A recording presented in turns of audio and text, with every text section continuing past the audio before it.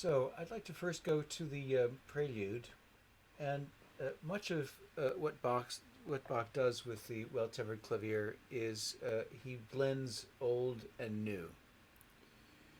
The most immediately apparent melding of old and new in the B major Prelude is the incorporation of old scales and new scales. So the new scales are the ones that we know and love,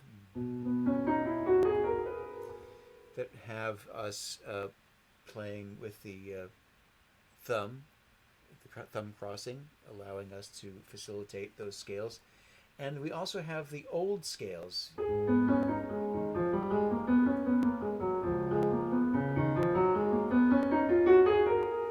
And those involve trading back and forth between the left hand and the right hand in order to make those scales. And more likely, we could probably do it with four fingers and not do it with our thumb at all. But basically, it's a nice homage. Bach is always very reverential in terms of his admiration and also copying of old composers. So it's only right that he is making this kind of grand commentary. We are coming to the end of the two books of the Well-Tempered Clavier, and so I think this prelude and fugue are actually more summative, more summing up than the B minor. The B minor is in Volume 2 really sort of a sarcastic, sort of a kiss as we go evaporate into the wings. The B major has a real sense of substance and summation about it. So I think, for instance, in this idea of doing the old scales versus the new, we should instill a little bit of agogic, so that we have a little bit of a sense of the give and take between the right and left hand. So I'm going to exaggerate right now, but do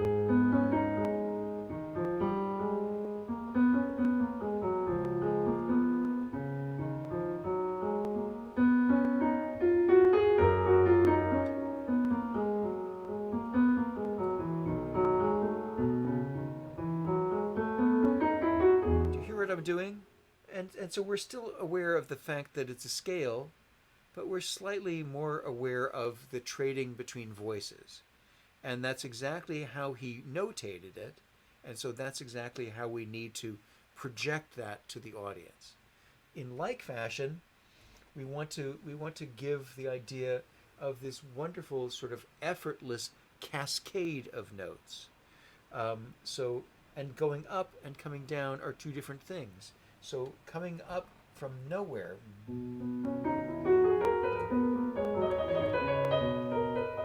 we can't do both things, both hands doing the same thing. So for instance, we want to do now the left hand declining, falling.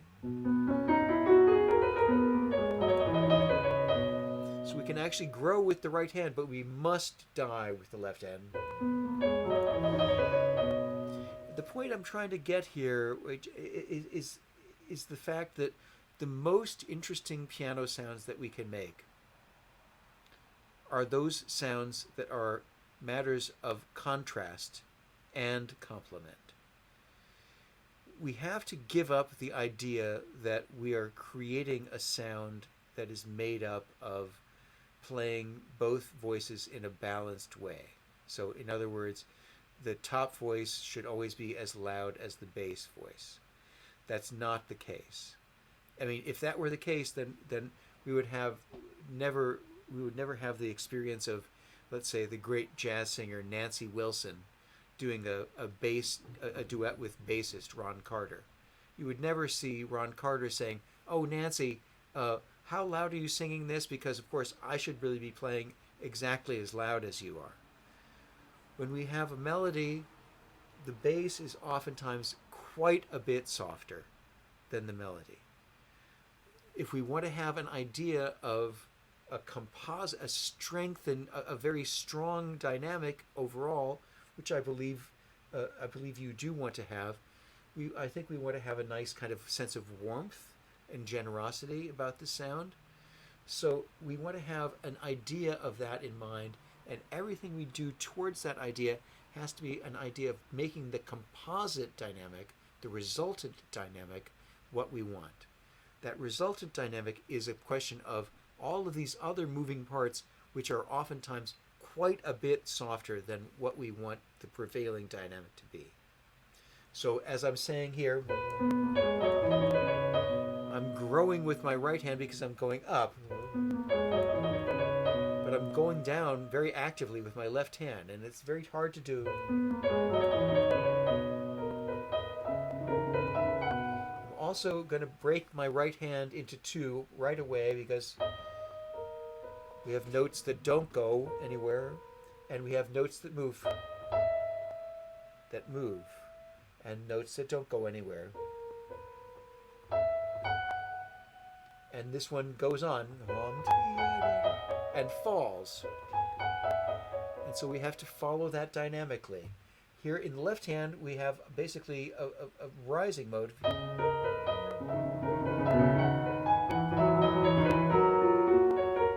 Now I want us to split our hand again into the notes that stay the same.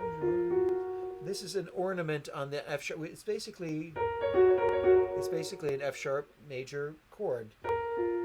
So it's not a new voice. It's not. It's a resolution to the prevailing harmony. I would actually mark a diminuendo over those first three notes. And I would put a parenthesis over this. All of those notes should have a parenthesis on them. So what we want is...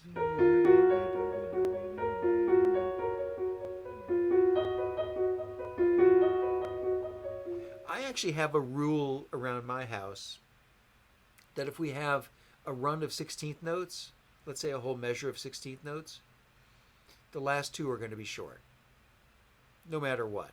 I mean, unless there's a big climax that we're working towards, I just make it it's a rule of thumb that keeps me out of a lot of trouble, and also opens up a lot of moments of transparency, like this one. So, for instance, so we can make the connection to the next bar with the left hand.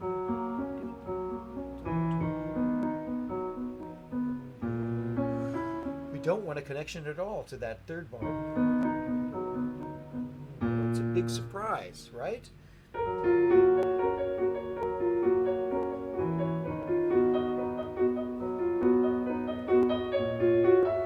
We can make that connection with the right hand. Yeah, so how about this for a plan? Light, heavier. When we want to go somewhere, we make them lively. When we want them to just be creating the resonance, we make them come away. So, right?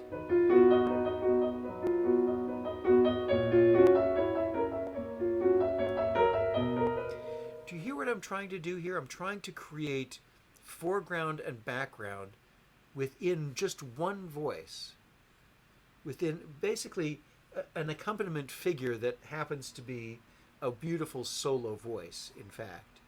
But in terms of how we work with it in making it a foreground and background equation, we really need to pick it apart and create that sense of foreground.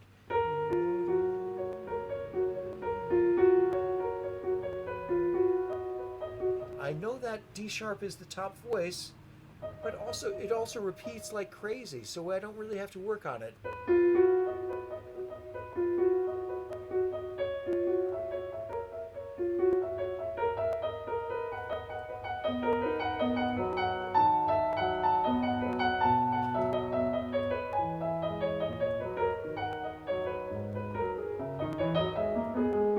And again, falling and rising.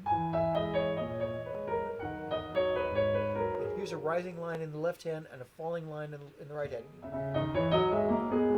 Rising line in the left, right hand, and falling in left. Falling in the right hand and rising left hand.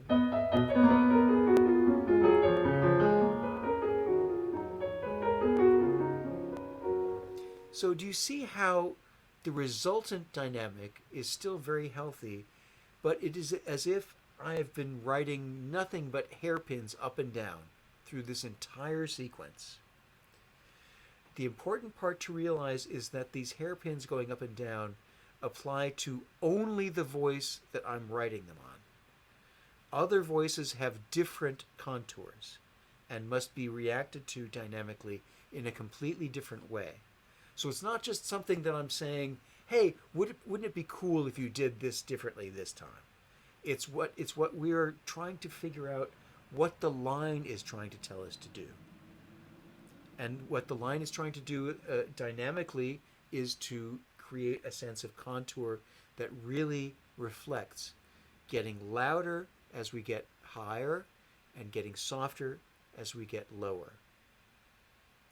And if we have a very long sense of this, like a scale at the beginning of this piece, we really want to make a fantastic sense of that gesture.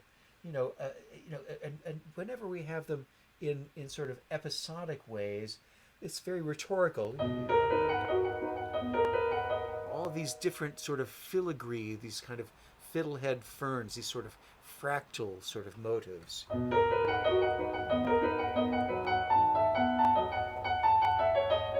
Now we have a scale, and now this one, look at.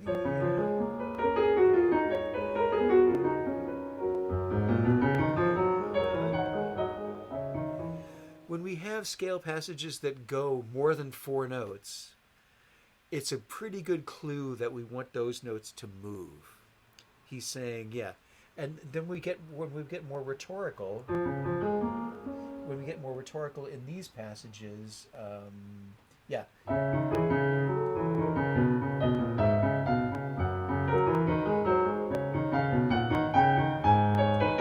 There's a lot of contour to follow there. We need time for that, and we need to react dynamically to it. And so it needs to be a little bit more, as I say, rhetorical. It's funny because look at my score. I'm showing you the last passage. Peroratio ex abrupto. He actually is illustrating parts of rhetoric, literal parts of argument and rhetoric. And the way he is saying this, he has notated this peroratio. So the peroration, the discussion, is ended abruptly. And so when he's talking about peroration, he's talking about what we're talking about in creating more voices than one in one voice. So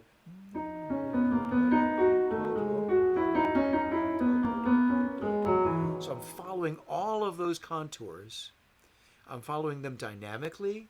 I'm following them a little bit agogically. And then with his cue, I'm saying, okay, he wants us to end the argument abruptly. And what does that mean?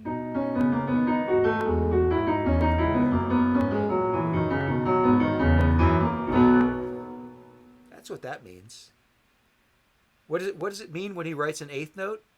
He means an eighth note.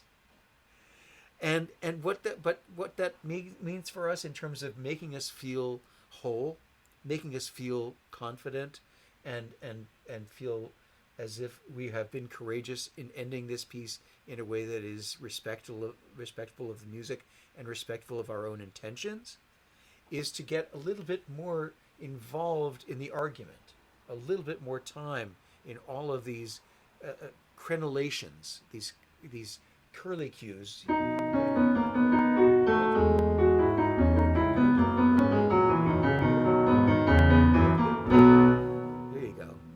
But as long as we can figure out a way to end that, and here's another cue for an agogic.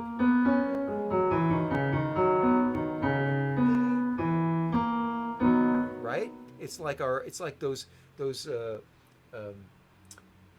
syncopated figures that we say are now really invitations for agogic, and he's giving you one right up to the very end, a bottom voice and a top voice. Bottom voice,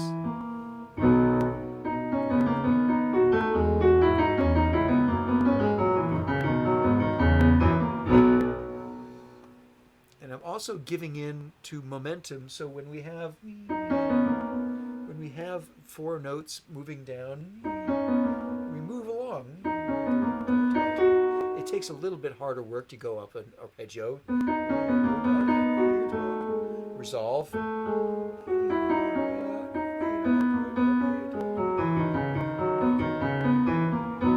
There's a lot of contour there, a lot to chew on. It's not just I mean, there are a lot of runs of 16th notes in this piece, but only a few of them are. And right away it gets complicated. Right away it gets complicated. So acknowledge those complications. Acknowledge the cascades when they happen, and acknowledge the interest and the intellect and the rhetoric. And he is actually calling it rhetoric in this piece. And really allow yourself to react to the material and allow the material to dictate the tempo and the pace of the piece. There's no other decision about how fast or how quickly the piece goes except for the truth within each gesture. And as we've just seen, even within a gesture that we said, well, let's chew on it a little bit more, there are still many places where we can move. Here, right? Not here. Here, move. Here's another place to move after a break. A little bit of time. It takes a little harder time to go up. And moving again.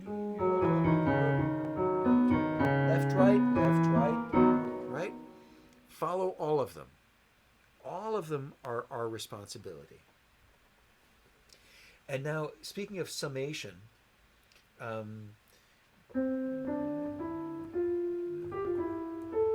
have been so many pieces in the well-tempered clavier that are involved with a rising fourth or a falling fourth. And here's a falling fourth, but what this fugue is really about is thirds. It's all about thirds.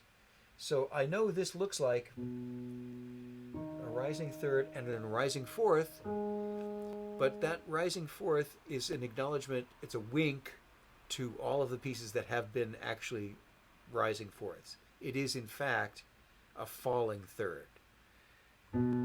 This rises from B, and this falls from B. So there's a rising third and a falling third, and another falling third, and another falling third, but that it's transposed and becomes a sixth. So it's like a late Brahms piece. It's all about thirds. It's all about this great sense of harmony. But I want you to keep in mind the idea of the concept of note heads as placeholders, because I know we want to have a very nice sense of resonance and redolence. We want to have all of these notes ringing, especially the long notes. But we must always keep in mind the proviso that our St. Petersburg friend told us, that legato is the connection between two sounds, not the connection between two pieces of wood. So no matter how connected or over-connected we make these notes of the theme, I think we really have to have some sense of not detachment, but distinction. And so, for instance, I think this very easily goes, but I think I like falling from here. So I like having a little bit of space.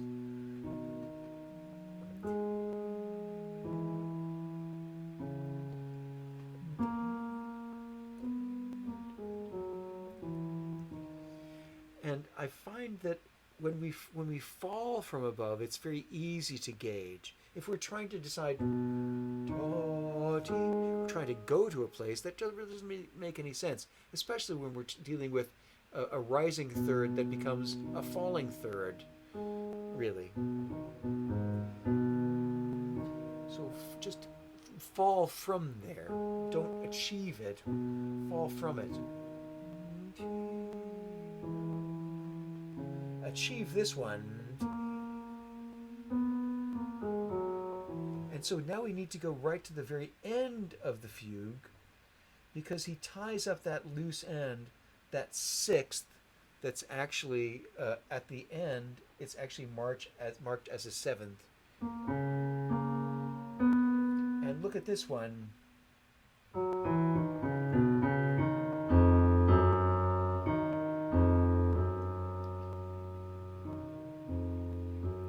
It's actually that seventh is what the sixth used to be, and it's made its greatest, its most vertiginous distance ever in this piece. So even if we there's our major seventh, if we just think of it that way, but that leading tone, that leap of the seventh, we need more time for that.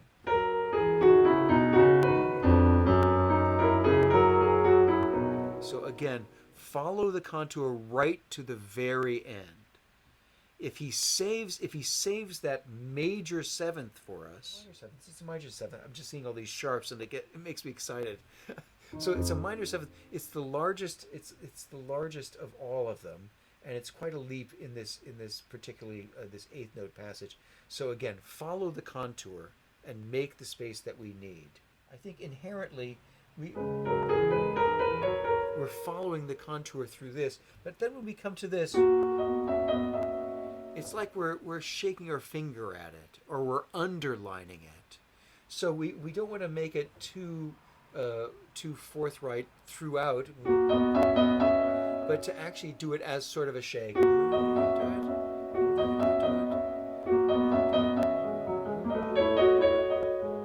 hear how that's going? Da, da, da, da, da, just like that vibrating.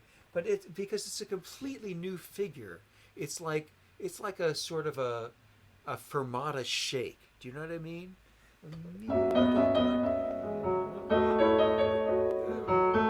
And then we're actually back to melodic contour. This is not a melodic contour. This is an embellishment contour.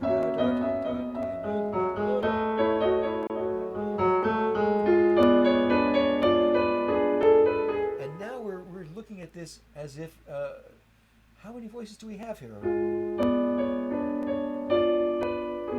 Yeah, I think we're still able to look at this as a four voice, but we're really thinking of this as each of these as an entrance to a voice. And this is the only note to be restruck, is that B. So be very careful about that. Make sure you have got all those notes held.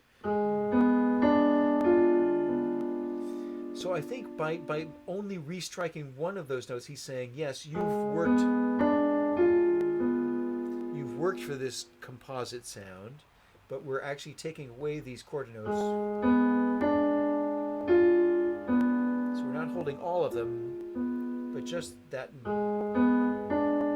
E sharp is held, and now the B. But the most important of this is in the left hand, the idea of, again, making an agate to trade voices. So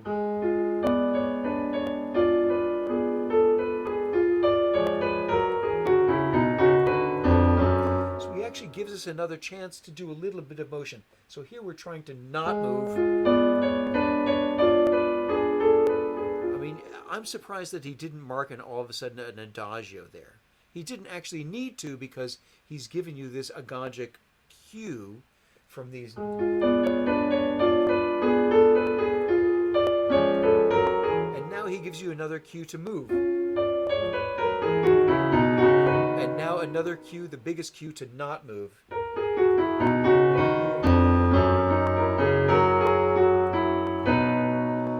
And I think there again, that gives a pretty unequivocal cue to end rather triumphantly and unequivocally. I don't really see a real trill there.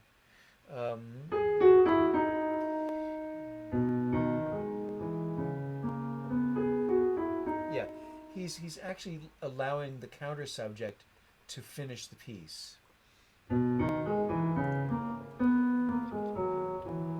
So here we are at the end, right? So there's no, I don't know about you, but I don't see.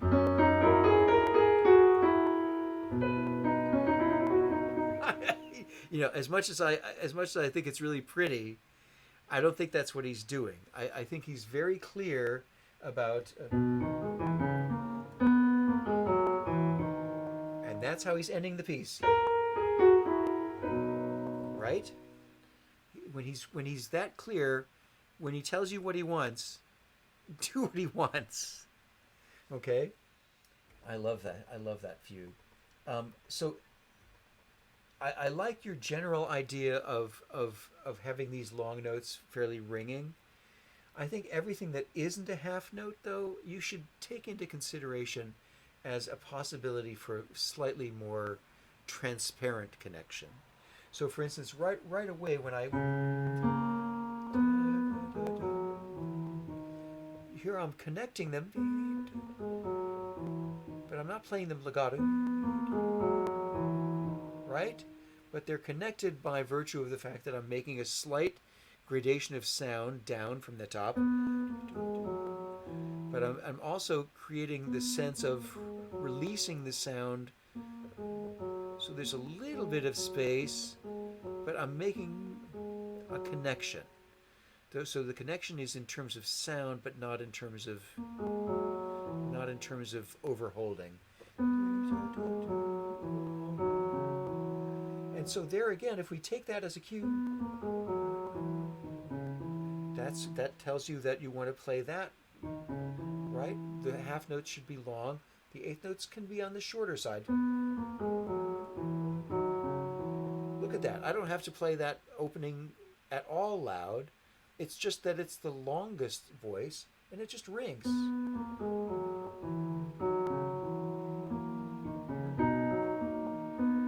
And now I actually think again about T, right? I could think about falling there, and if I'm scared about leaving the ground, T, look what I have in the left hand to help me feel confident. That's a nice connection, isn't it? We can do it with the left hand. We don't have to do it at all with the right hand. I can make that big space there. Watch this. It sounds connected, though. Why does it sound connected? It sounds connected because I'm really connecting it with the left hand. A lot of times in just any piece, not just Bach, but when we have a set of chords, like a chorale type texture, but quite often in a Beethoven sonata we have a chorale-like texture. If we're trying to play those legato, it's really impossible to do it physically. If we can make one voice truly legato, not just in the pedal, but truly legato, we can really make a very big difference. And so in this situation, where I'm saying, oh yeah, make a space before that top D, you're saying, what are you, crazy? It's a half note. It's like it's the main theme. Why am I making a space there? You're making a space there so that we have that sense of like a singer would need to take a breath. And again, but so they wouldn't go da da da da. They couldn't. They wouldn't have enough breath. So we know we're going to have to take a breath there, but we don't want to make a disconnection. We want it to be one line. We don't want to break the line. So we break the line by making a space that we want, but we create a sense of connection by making a super legato connection in the left hand. I actually start out with a not so very connection sound, right? Now connected.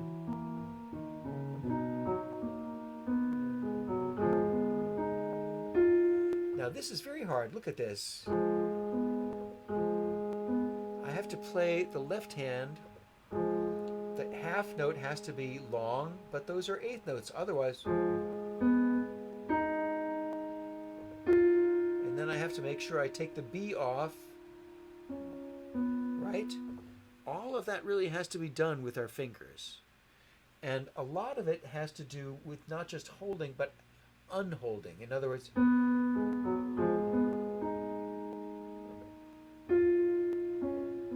I make a little space between here, here again, like I do at the beginning. Space, space, and here I do it again.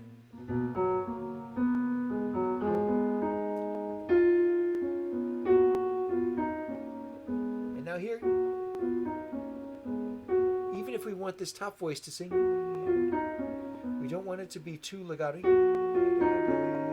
It sounds like something very exciting and important is going on there, but we're just falling. We're just falling. And if we're falling in a melodic way, we have to fall in an accompanying way in the left hand.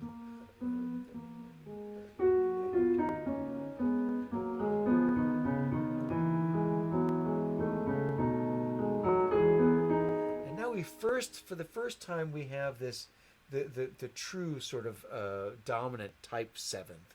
So we have to make a sort of a little bit of a surprise there. We can do it with time.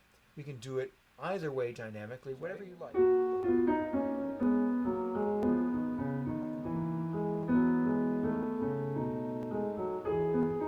There I did it completely with just time.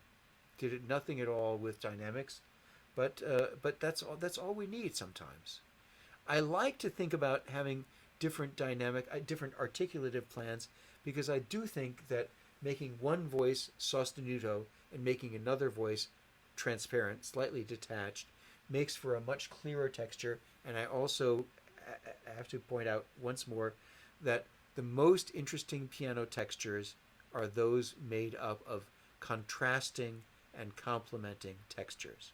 So in other words, when we see two voices and we feel that we are playing these two voices in perfect balance, you're not doing it right. we want to have a sense of chosen balance, not just, oh, I'm playing these two voices evenly, so it must be right. There's no such thing. There's no such force for that. We have to always maintain the independence of each voice. Changes between voices.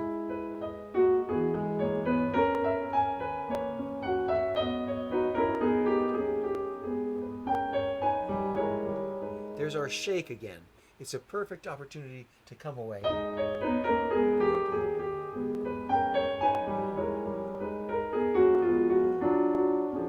mean, we're coming away here, but look at this surprise in the left hand.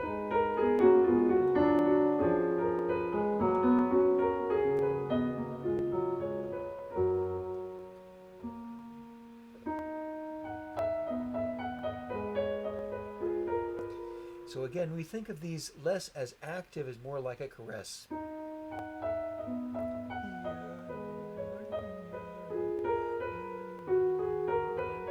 Falling, rising, falling, falling.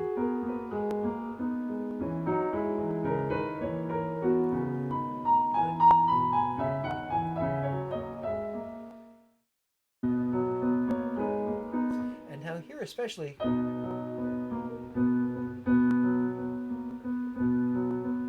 keep all the voices that are not B short and soft. And we also want to keep an idea of that. If we want to strike the B again, we want to make sure that we're continuing the sound, not right. We just want it to be so it sounds like very.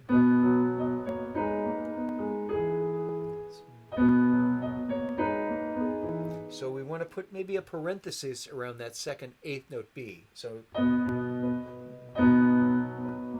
right? So that we're actually playing that first one, and then we're kind of not playing the second one. Very parenthetical.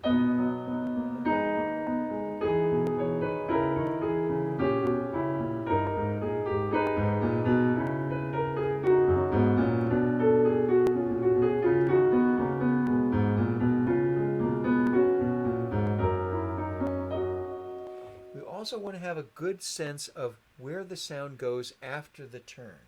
So for instance, we don't want to start again. We want want to continue where that F sharp left off. And this B.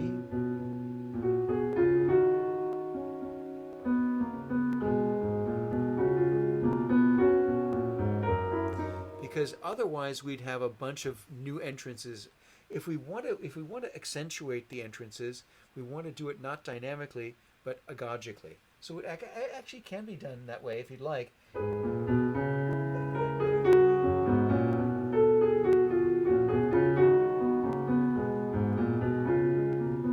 Does that satisfy you? I think that does the job, and it involves keeping a very even sound and makes all of those entrances after the tied note very, very smooth. So we want to always resume the sound after the tie, not begin it again. And again, pay very close attention.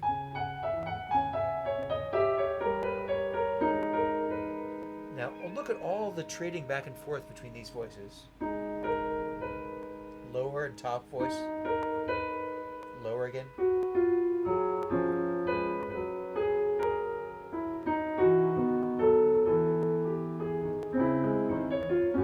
So all of those entrances, it's best to not make an accent on them, but it's a very good idea to make just a slight sliver of space.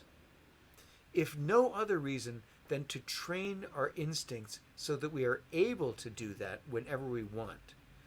Because at the beginning, it's going to feel like something that we've never done before, and it really needs to be...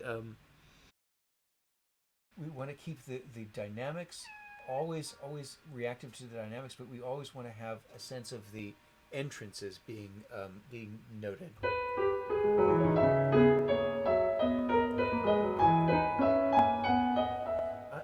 These...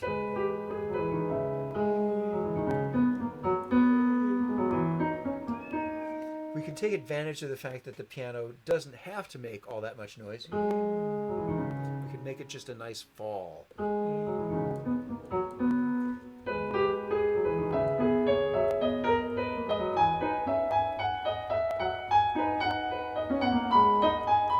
Another thing we can do, we can use those sixteenths to grow our tension.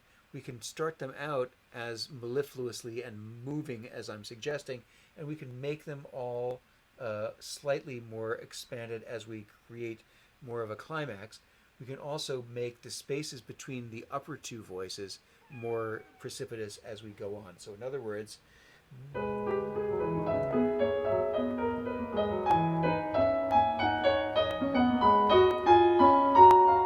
I'm doing very little dynamically, but between each of those entrances and also the last set of sixteenths, I'm making them finally very rhetorical. Baby girl, what are you complaining about? I gave you a snack. I gave you bonito flakes. So, and be very careful. Always conscious, very conscious. Always very conscious of the contour.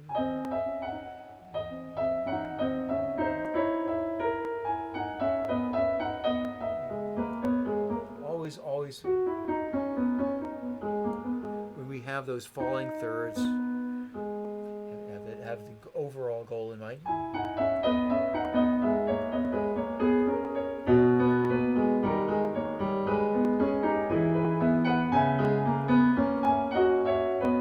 And here, I do the top voice, and now the bottom voice. Just to switch the focus for a momentary, because this is a very Brahmsian figure. That's like Brahms, but it's not thirds and sixths. It's two separate voices. So we have to make it sound as if we were playing with two hands.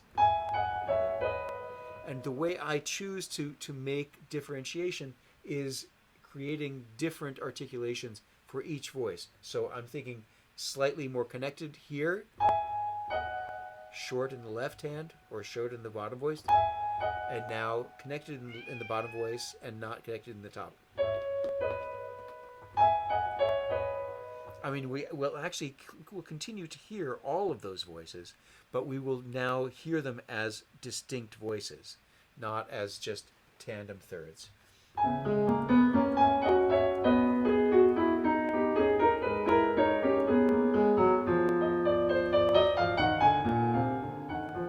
We want to find all these places where we can where we can make a resolution. We should really make it. It's very hard when we're dealing with long notes because we want them to ring like crazy. But in a place like this, this is the biggest job that we have. Going from there to there. Did you ever hear of the famous Spanish cellist Pablo Casals?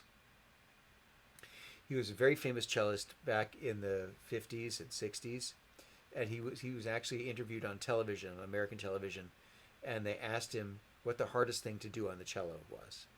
And they were looking for some smart aleck answer like, fingered tenths or something.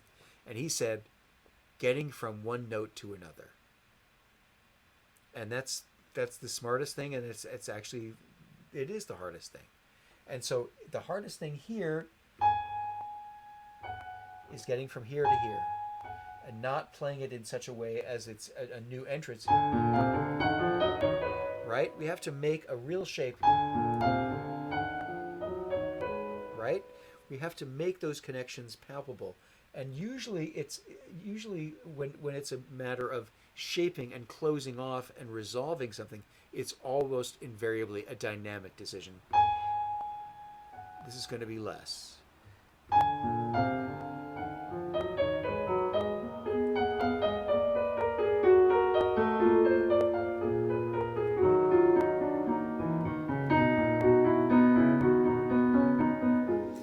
The more we make these eighth notes transparent, slightly shorter than you would think them to be, the much easier it's going to be for the half note theme to sing out.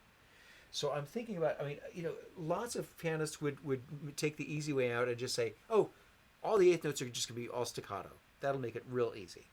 But I don't think that really gives us much credence anyway to react to the half step or whole step motion, the up or down motion. It really just says, okay, well, I'm just going to make one articulation for this, and that's going to be the end of it, and it'll be clear and fine. But that's no better than saying every note is going to be legato. We have to make these decisions. I believe that we make these decisions one note to the next. A note is either going somewhere or it's coming from somewhere, and we make this equation happen every two notes, one way or another. It's going one way or another. So yes, as we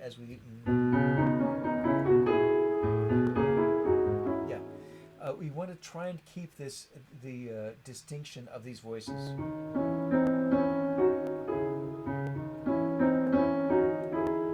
I'm actually continuing this whole passage, the lower voice.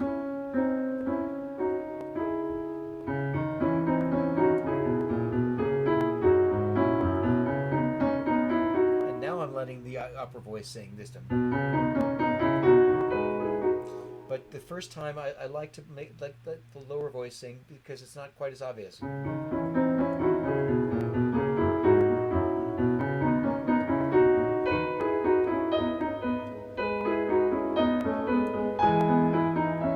All of these really, because we have these tandem voices, we have to make it almost not just a falling tetrachord. We have to make each one of these just two steps relationship.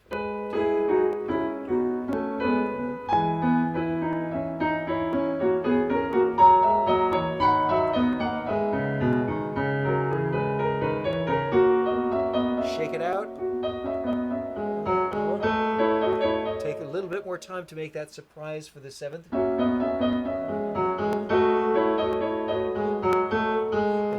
Time for the diminished seventh, and still make this the most singing of all the falling thirds. I'm really singing out each one of those, aren't I? And You notice the left hand is not helping it. The right hand is completely on its own, but I think we really have to be very brave and sing all the way to the end.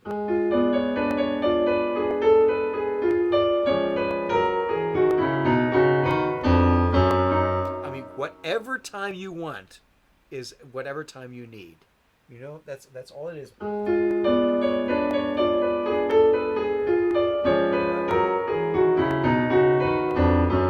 Here's the other reason that I hadn't marked until today.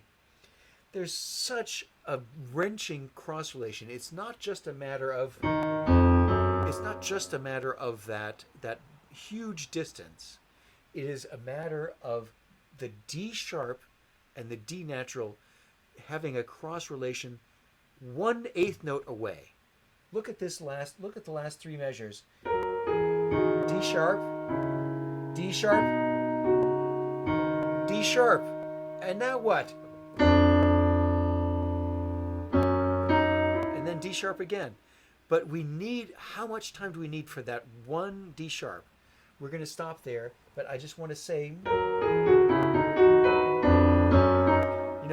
that's what it needs. That D natural is everything. It's the last vestige of any negativity here. We're gonna stick with B major, and we've almost been there forever, right? But no, he just has that D natural one more time. Anyway, great pleasure working with you. I hope you got some nice things out of it. Great pleasure and great honor to have everyone with us this evening. Thank you all. Have a great night.